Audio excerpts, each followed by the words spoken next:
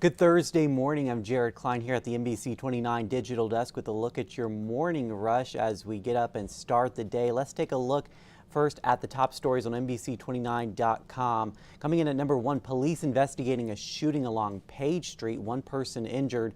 Number 2, Albemarle police investigating a deadly shooting. And then at number 3, Charlottesville and apartment managers inspect a rat infestation at Greenstone on 5th. We'll get to all those stories in just a moment. But first, Charlottesville police are dealing with yet another shooting, this time on Page Street near the 10th Street Northwest intersection. We're told the victim was shot in a car just after 3:30 yesterday afternoon. They were taken to UVA Medical Center in critical condition. It does not appear anyone else was injured in this shooting. As of now, there is no suspect being named. The number for Crime Stoppers, if you have any information that can help police, is 434-977-4000. No arrests have been made following a deadly shooting in Albemarle County. Officers responded to Timberland Lane for reports of gunshots just after 9:30 Tuesday night. Now that's where 34-year-old Joshua Lamont Jones of Charlottesville was found wounded. Police say he was taken to UVA Medical Center where he was later pronounced dead. The Red Cross this morning is helping 5 adults and a dog displaced by a house fire last night. This happened on Crenshaw Court just north of Charlottesville.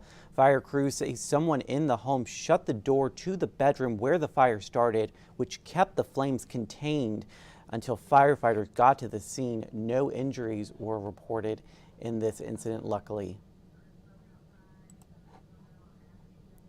All right, well, on to an update now.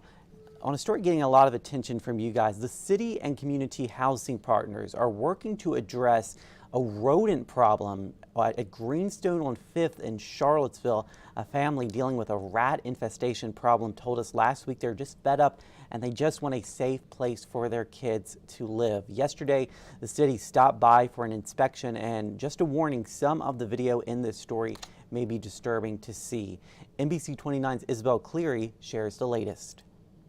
On Wednesday, Charlottesville's Neighborhood Development Services and Greenstone on 5th property managers stopped by to check on an issue that this family says is causing unhealthy living conditions. So we've confirmed that there's a rat infestation. A confirmation about rats that families there have been living with. It really hurts me. I'm very hurt by that. Like, why should my kids or my family even have to live like that? That was Emmanuel Hannon last week when NBC29 first shared his story. He's tried to get his family moved to another apartment in the same complex, but without success. They said there was no need to move us, just patch up the holes, and like everything should be all right. Since last week, the stove has been replaced, and Hannon says maintenance Tuesday patched up holes chewed through walls. Less than 24 hours later, there are signs of more chewing. It's already starting to be ate through.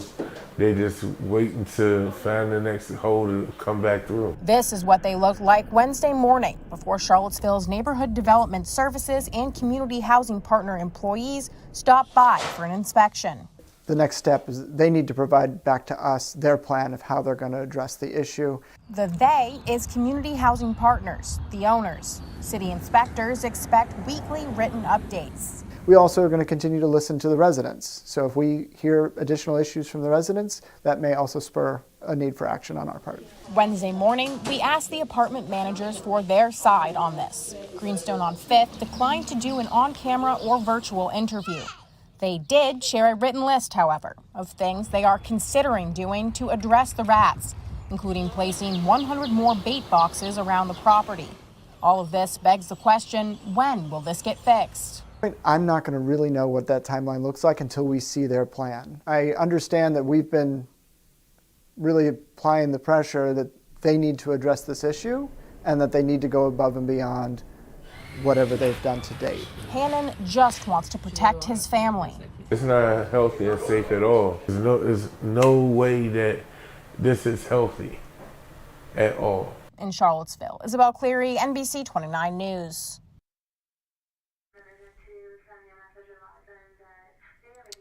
All right, that was Isabel Cleary reporting for us there. Well, pay your fair share. That is the call coming from some UVA students. The school's nonprofit status allows it to escape paying the same kind of property taxes that people and businesses must fork over.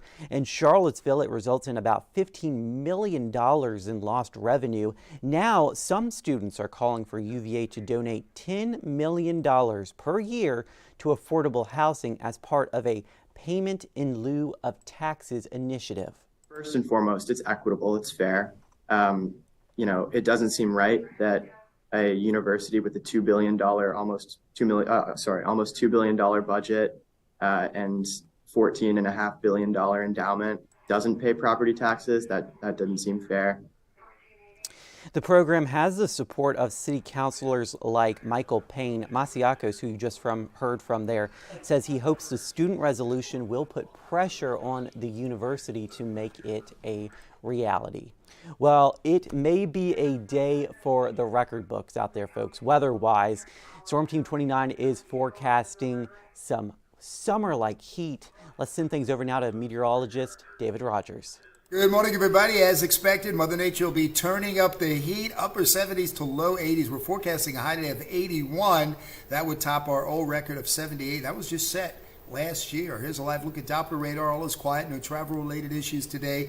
Weak frontal boundary to the west. You can see some scattered showers there. Looks like a lot of that rain activity will fall apart as it does move east. Out ahead of that, we'll see the warm temperatures. Once the front moves through, we'll start to pick up more of a northwesterly wind, and that will gradually start to cool conditions down, especially on Saturday, where we're only going to see highs generally in the upper 30s to lower 40s. A cold rain will advance across the area Saturday, may mixing at times early with some sleet and freezing rain, but we're not anticipating any accumulation. And then conditions start to improve as we look ahead to Sunday with another round of rain expected on Monday. That's a quick look at your forecast for now. Have a great and safe day.